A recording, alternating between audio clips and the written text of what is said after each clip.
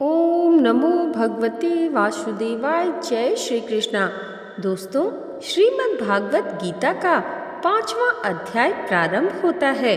अर्जुन बोले, हे कृष्ण, आप कर्मों के संन्यास की और फिर कर्मयोग की प्रशंसा करते हैं, इसलिए इन दोनों साधनों में से जो एक मेरे लिए भली भांति निश्चित कल्याणकारक साधन हो उसको कहिए। श्री भगवान बोले, कर्म संन्यास और कर्मयोग ये दोनों ही परम कल्याण के करने वाले हैं, परंतु उन दोनों में भी कर्म संन्यास से कर्मयोग साधन में सुगम होने से श्रेष्ठ है।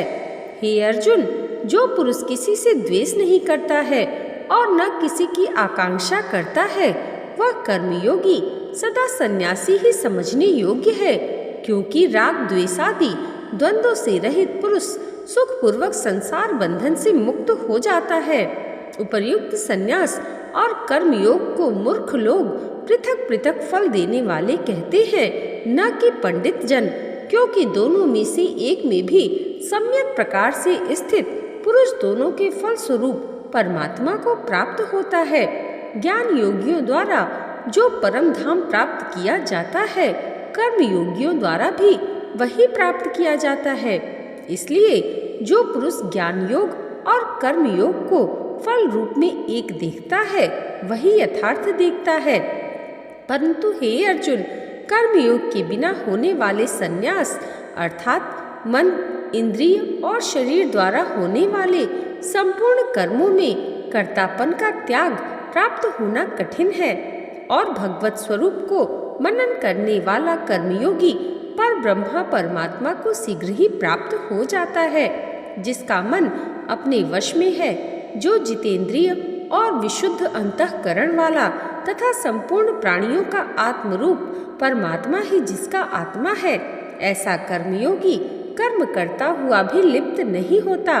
तत्व को जानने वाला सांख्य योगी तो देखता हुआ, सुनता हुआ, स्पर्श करता हुआ, सूंघता हुआ, भोजन करता हुआ, गमन करता हुआ, सोता हुआ, श्वास लेता हुआ, बोलता हुआ, त्यागता हुआ, ग्रहण करता हुआ तथा आँखों को खोलता और मूंदता हुआ भी सब इंद्रियां अपने अपने अर्थों में बरत रही हैं।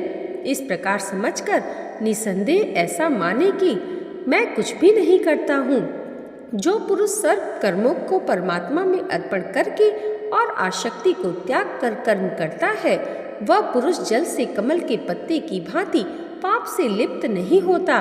कर्मयोगी ममत्व बुद्धि रहित केवल इंद्रिय, मन, बुद्धि और शरीर द्वारा ही आसक्ति को त्याग कर अंतःकरण की शुद्धि के लिए कर्म करते हैं। कर्मयोगी कर्मों के फल का त्याग करके भगवत प्राप्ति रूप शांति को प्राप्त होता है, और सकाम पुरुष कामना की प्रेरणा से फल में आसक्त होकर बंधता है। अंतःकरण जिसके वश में है, ऐसा सांख्य योग का आचरण करने वाला पुरुष न करता हुआ और न करवाता हुआ ही 9 द्वारों वाले शरीर रूपी घर में सब कर्मों का मन से त्याग कर आनंद पूर्वक सच्चिदानंद घन परमात्मा के स्वरूप में स्थित रहता है। परमेश्वर मनुष्यों के न तो कर्तापन की, न कर्मों की और न कर्म फल के संयोग की रचना करते हैं, किंतु स्वभाव ही बरत रहा है। सर्वव्यापी परमेश्वर भी न किसी के पाप कर्म को और न किसी के शुभ कर्म को ही ग्रहण करता है, किंतु अज्ञान के द्वारा ज्ञान ढका हुआ है, उसी से सब अज्ञानी मनुष्य मोहित हो रहे हैं। परंतु जिनका वह अज्ञान परमात्मा के तत्व ज्ञान द्वारा नष्ट कर दिया गया है, उनका वह ज्ञान सूर्य के सदृश उस सच्चिदानंद घन परमात्मा को प्रकाशित कर देता है। जिनका मन तद्रुप हो रहा है, जिनकी बुद्धि तद्रुप हो रही है और सच्चिदानंद घन परमात्मा में ही जिनकी निरंतर एक ही भाव से स्थिति है, ऐसे तत्परायण पुरुष ज्ञान के द्वारा पाप रहित होकर अपुनरावृत्ति को अर्थात परम गति को प्राप्त होते हैं। वे ज्ञानी जन विद्या और विनय युक्त ब्राह्मण में तथा गौ, हाथी, कुत्ते और चांडाल में भी समदर्शी होते हैं। जिनका मन समभाव में स्थित है, उनके द्वारा इस जीवित अवस्था में ही संपूर्ण संसार जीत लिया गया है, क्योंकि सच्चिदानंद घन परमात्मा निर्दोष और सम है। इसमें वे सच्चिदानंदन परमात्मा में ही स्थित है। जो पुरुष प्रिय को प्राप्त होकर हर्षित नहीं हो और अप्रिय को प्राप्त होकर उद्विग्न न हो, वह स्थिर बुद्धि संशय रहित ब्रह्मवेत्ता पुरुष सच्चिदानंदन पर ब्रह्मा परमात्मा में एक ही भाव से नित्य स्थित है। बाहर के विषयों में आसक्ति रहित अंतःकरण वाला साधक आत्मा में स्थित जो ध्यान जनित सात्विक आनंद है उसको प्राप्त होता है। तदंतर वह सच्चिदानंदन पर ब्रह्मा परमात्मा के ध्यान रूप योग में अभिन्न भाव से स्थित पुरुष अक्षय आनंद का अनुभव करता है। जो ये इंद्रिय तथा विषयों के संयोग से उत्पन्न होने वाले सब भोग हैं, यद्यपि विषयी पुरुष को सुख रूप भासते हैं तो वे दुख के ही हेतु है और आदि अंत वाले अर्थात अनित्य है। इसलिए हे अर्जुन, बुद्धिमान विवेकी पुरुष उनमें नहीं रमता। जो साधक इस मनुष्य शरीर में शरीर का नाश होने से पहले पहले ही काम क्रोध से उत्पन्न होने वाले वेग को सहन करने में समर्थ हो जाता है, वही पुरुष योगी है और वही सुखी है। जो पुरुष अंतरात्मा में ही सुख वाला है, आत्मा में ही रमण करने वाला है तथा जो आत्मा में ही ज्ञान वाला है, वह सच्चिदानंदन पर ब्रह्मा परमात्मा के साथ एक ही भाव को प्राप्त सांख्य योगी शांत ब्रह्मा को प्राप्त होता है। जिनके सब पाप नष्ट हो गए हैं, जिनके सब संशय ज्ञान के द्वारा निवृत्त हो गए हैं, जो संपूर्ण प्राणियों के हित में रत है और जिनका जीता हुआ मन निश्चल भाव से परमात्मा में स्थित है, वे ब्रह्मवेत्ता पुरुष शांत ब्रह्मा को प्राप्त होते हैं।